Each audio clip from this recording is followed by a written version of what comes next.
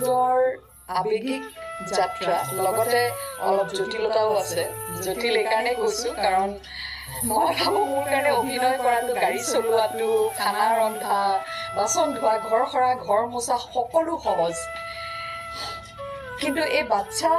জন্ম দি ডাঙৰ কৰাৰ যিটো এক যাত্ৰা সেই যাত্ৰাটো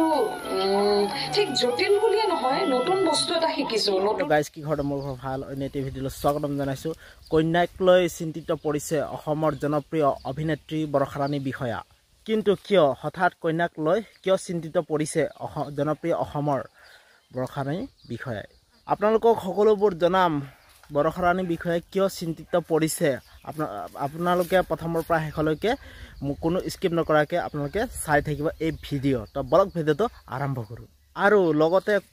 আপোনালোকে মোৰ এই চেনেলটো প্ৰথমবাৰৰ বাবে চাইছে প্লিজ আপোনালোকে লাইক সাবস্ক্ৰাইব আৰু কমেণ্ট কৰি জনাব নতুনকৈ মাক দেউতাক হোৱা বৰষাৰাণী বিষয়া আৰু ভাস্কৰ বৰুৱাই তেওঁ কন্যাক লৈ বিপদত পৰিছে কিয়নো এই মাতৃত্বৰ এই যাত্ৰা তেওঁৰ কাৰোৰে বাবে সহজ নহয় মাতৃত্বৰ এই যাত্ৰা হয় বৰষাৰাণী বিষয়াই তেওঁ নিজে কৈছে ই এক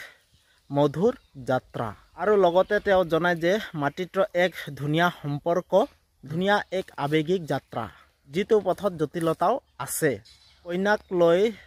অভিনেত্ৰী বৰষাৰাণী বিষয়াক এই চিন্তা কৰাৰ এই বিষয় লৈ বৰষাৰাণী বিষয়াই তেওঁ নিজেই ক'লে তেওঁ আপোনালোকে শুনক যিহেতু নেকি সুন্দৰ আবেগিক এটা সুন্দৰ যাত্ৰা